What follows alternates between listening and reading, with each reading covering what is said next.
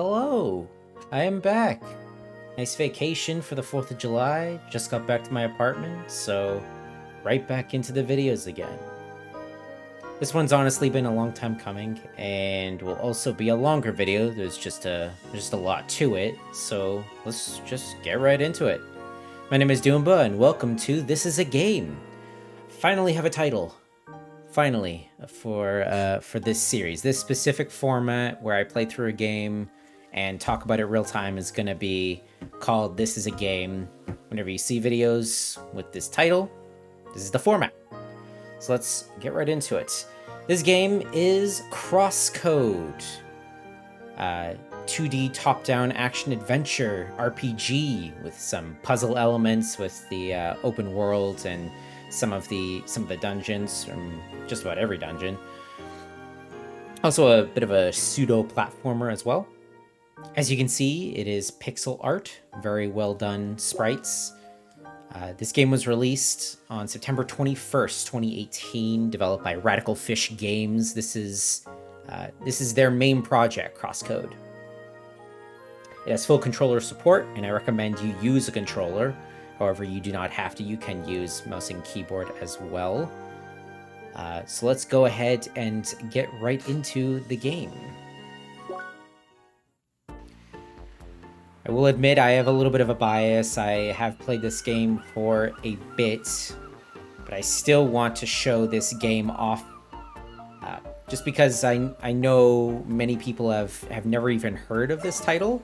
I know many of my friends, I asked them if they've ever heard of CrossCode. They never have. Honestly, that's a travesty, because this game is, in my opinion, a triumph. So, let's get started on the controls.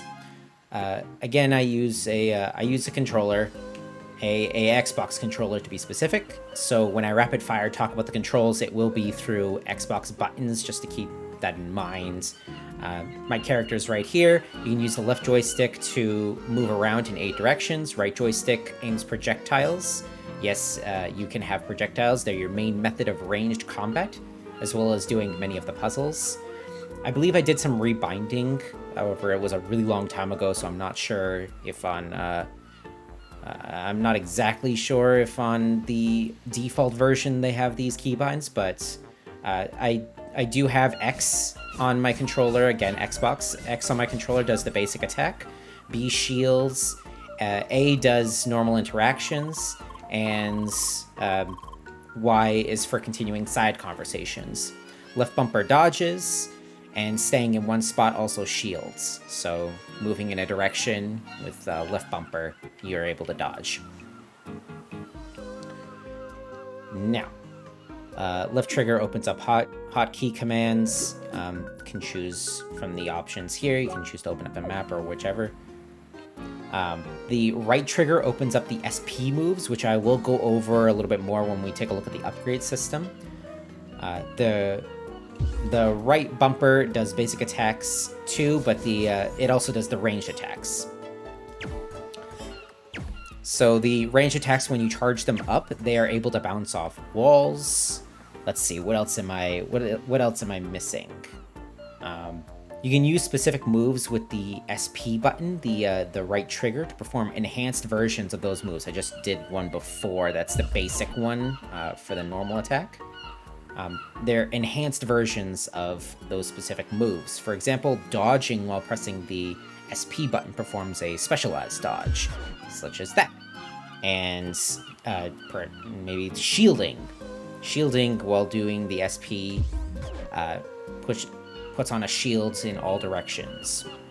There are a bunch more, you get the picture. Again, I'll go over this a little bit more with the other elements that you get into. Those are the basic controls.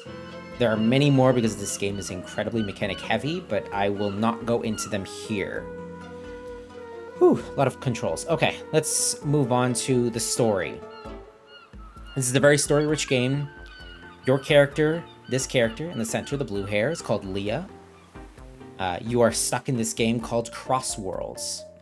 It's kind of a Sword Art Online situation where you're stuck in an MMORPG with other players also playing the game. They are not stuck. You are. You also cannot talk besides a few words. Mainly your name, yes and no, hello, and some others. As to why that you are stuck in this game, I'll leave you to find out. Your goal is to traverse through this game to figure out why you are trapped here and what happens to you. Standard MMO stuff appears in this game. Gear, such as this. You can change up your stats by switching out your gear. This is standard MMORPG stuff.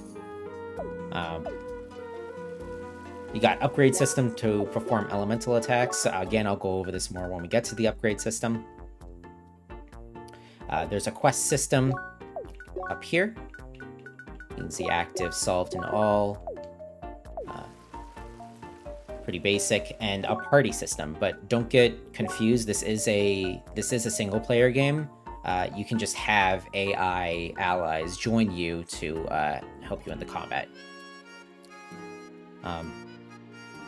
And there's a ton more.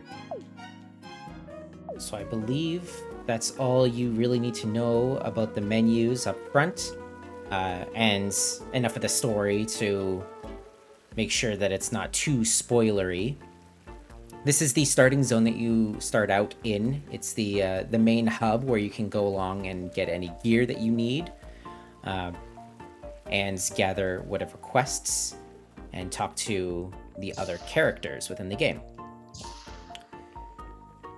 So, your main goal is to travel to each of the areas within the game and try to get to each of the dungeons to unlock more elements and to get farther and farther within this game world known as Cross Worlds. That's the title of this game within a game. I know, it's very confusing. The game does a pretty good job of explaining the basic premise. So let's go ahead and get to the first area that you have available to you. I believe this is called Autumn Falls. The first thing you'll notice is, wow, the music changes. Every zone has a different type of music, and they are all bangers. They are all really, really well done music.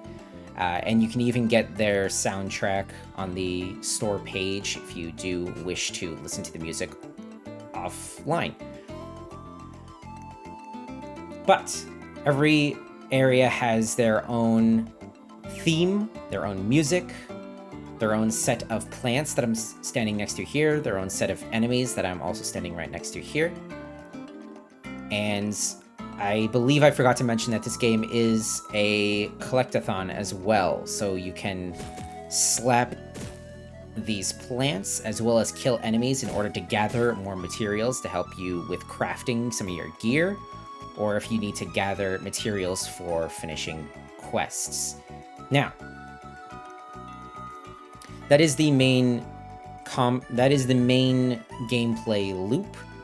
I said this before, that this game was a pseudo platformer. Let me show you what I mean with that. You'll see that the elevations look a little bit confusing up front. You can see the kind of elevation here that you can't really move past, but there are some platforms that you're able to actually climb up on if they're short enough. And you are now on the higher ground, and you can search for specific pathways that may lead to secrets or to chests, to other areas of the map that you can open, as you can see here. So what I'm actually going to do is I'm going to teleport to a different zone. I'm going to be quiet for a moment and fade in and out of the different areas just so you can take a listen to some of the music, because wow, okay, let's get started on that, and then I'll keep going on the platforming.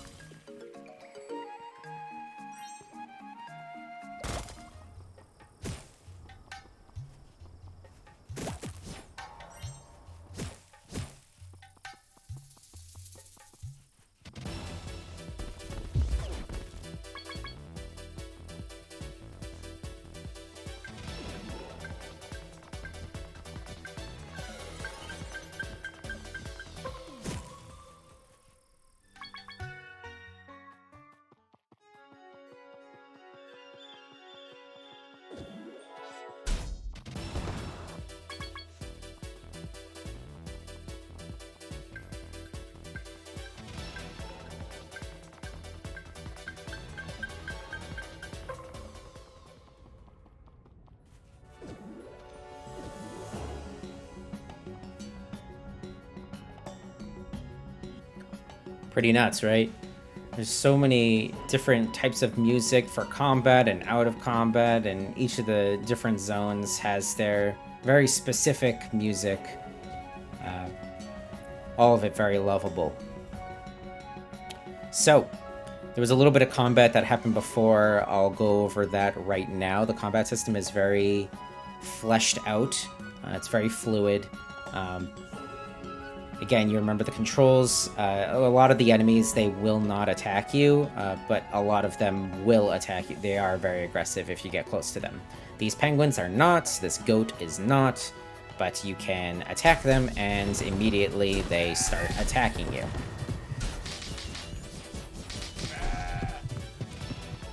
There's dodging to get around specific moves, and there's also using the shield. All enemies have their own mechanics that you have to keep track of. And as you can see at the top right now, you may see the ranking. The rank just means your combat rank. So as you get into more fights, as you attack more, you're able to increase that rank. And when that rank increases, it means that you're able to get more gear out of what you kill. So I just got a rank S, which means it's basically a killing spree, and you're getting some of the best gear from enemies. Also, the more you get into fights, the more you get extra bars on your SP. You can see at the top left over there, those purple bars. So you're able to use more specialty moves as you fight more. And that's essentially combat, to be honest. You get more points and you get more EXP as you keep fighting. The EXP contributes towards your level amount, and of course leveling up means that you are overall stronger. I'll show you right over there. I'm level 54 right now. This is pretty far into the game, so I am pretty overpowered for this specific area. I believe that covers most of the combat without getting into the elemental system. So let's go to a new area and start out at the entrance.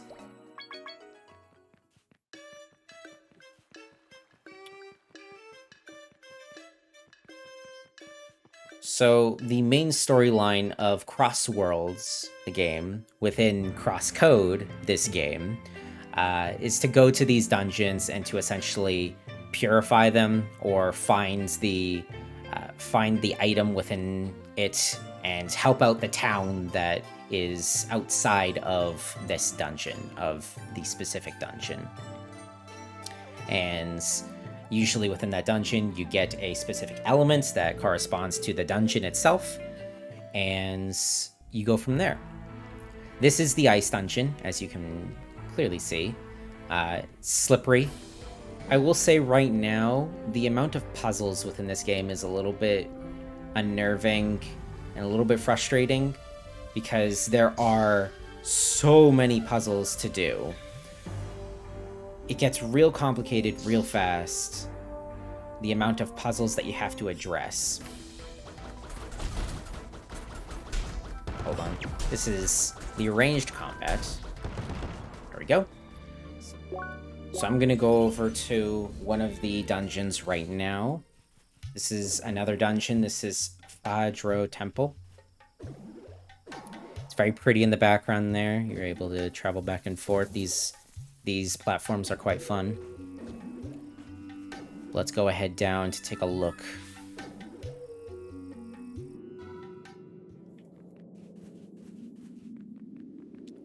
A lot of the players within the game stationed right here. You're able to go right into the dungeon. And here we go. New music for the dungeon. You're able to travel around. Has its own theme. Usually has a specific mechanic that you have to follow. So I will say one of my main gripes with the game are the amount of puzzles that you have to complete. There are a ton of puzzles that you're expected to complete in order to go on to the next area. And you can see a lot of these puzzles are now complete, as I did complete them on my first playthrough. Luckily, you do not have to do them again once you do complete them. But the number of puzzles are a bit extensive. They get overwhelming real fast, and they do get tiring. However, I do not want to give the impression that this made me dislike the game. I still very much liked it. I still very much recommend the game to anyone who wishes to play a game of this style. This is a new area. This is one of the garden areas. I do like this area. See all the different types of enemies that you're able to encounter. Some of these are quite aggressive. I forget if the birds up here are aggressive. They are not. Good. As you can see, these are platforms that you can potentially go up, but you have to get to this thing at the cursor right here. How you get there, you have to travel along and complete the puzzle in order to do so. It's just a little side thing. You don't have to do it, but it is there if you wish to explore. And that is the main bit of this game, is exploring, trying to experience more and more of the world that they give you. And it is a vast world that they give you. Cross Worlds is incredible looking. The sprites are really well animated. Everything looks polished. A lot of your time is just going through the botanics, the Encyclopedia to try to complete as many of the entries as you can. You're able to figure out exactly what each of the plants offers in terms of drops, so that you can complete them for quests or for specific things you need to craft. Open up the Monster Encyclopedia to figure out what each thing drops and what rank you would need to have, what combat rank you would need to have in order to get those specific drops, as well as some of their weaknesses, if they do have weaknesses. All very helpful stuff. Map, of course. General Encyclopedia to learn about the story. And the trophies, not really important, but here they are. And general statistics. How much of the game you've completed. And the trader book, which is actually kind of helpful, it tells you what traders are offering which items. So if there's one item you want to keep track of, you can sort of go here and figure out exactly what you need to get in order to craft it, and if you have enough. So those are the basics there. Let's go ahead to an area where I can talk a little bit about the elemental system. I keep talking about it. I want to get a good look at it. Oh. Hello. Hi. Y'all been busy. My machine shows off you got 75% of the floor analyzed. Neat. Yep. I have yet another upgrade to complete. Y'all, to celebrate, y'all come find me at the base and keep quest hub. Okay. Cool. Nice finish of a quest there. So, let's go over some of the elemental systems, because this is by far one of the more fleshed out pieces of the combat system. The elemental system is, well, you start off with normal elements. There's no elemental advantage on anything. You're able to just use all of your abilities as normal. But once you go through some of the dungeons, you're able to get the fire elements. And the fire element, of course, puts a fire spin on things. You're able to switch to ice. The ice is another one that you can get. You can also get wave, which is a more crowd control, and it focuses on raising your health stats. At the same time, you know, fire, they correspond to the colors at the top. The fire gives you more attack, the ice gives you more defense, the wave gives you more HP, and lightning gives you more focus or the ranged power up, as well as the crit chance. So you can choose which element you would like to use in each of the combat situations. Again, a lot of the creatures have weaknesses to specific elements, so sometimes it is good to use those elements against them. Now then, with the SP moves. The SP moves are the fun part. The specialized moves. Each of the elements, each of the 4 elements you're able to collect, have different SP moves, and they all look incredible. You have the basic SP move, that is the 1 tap. It uses up 1 of the squares, and there is the ultimate move that uses up 3 of those squares at the top left there. And each of the forms has their own version. I'll show you what I mean right here. I have the fire element equipped right now. If I 1-click it, creates a little fireball right in front of me, right? A little flamethrower. But if I click and hold it, it does that instead. Nice, neat little move there. I can go ahead and click on the 1 tap on the ranged in order to make a nice flamethrower. However, if I keep it held, this is for when you get later in the game, of course. You have to unlock this eventually, but this is showing the full capability of this combat system. Nice big freaking laser. Super fun. Each of the moves that you're able to do are completely different. Let's say I want to dodge with the fire move. What does that do? Nice flame dance. But if I want to use the ultimate, nice wall of fire right there. Well, let's say I want to use the ice. Let's try using the ice right now. What does the ice do? Nice. Nice quick move right there. Let's try the ice move when it's fully loaded.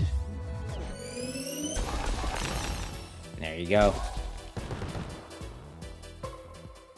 Very nice. The ice, like I said, focuses on defense, so a lot of the defensive moves are the ones that are upgraded. Let's try using the dodge with the ice. Boom. Large ice wall. Very cool there. So each of the elements have their own specific move set. And they're all very fun. They're all very pretty to look at.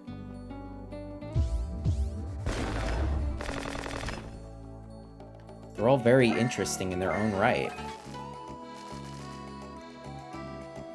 Let's try stuff with the lightning, shall we?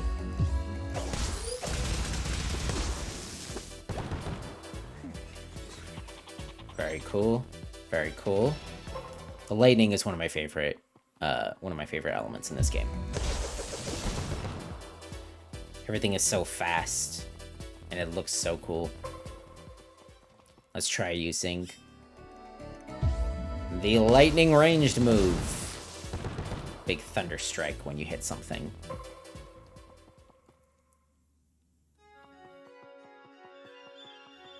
As you gather more elements, you become stronger. You raise your level, you become stronger. You're able to take on more and more enemies. The difficulty is right on par with the progress you make in the game, so nothing is ever too difficult. You shouldn't be stuck too long on a specific section of the game. I believe that covers most of what I wanted to talk about with the in-game pieces. Yes. Travel along, experience the game,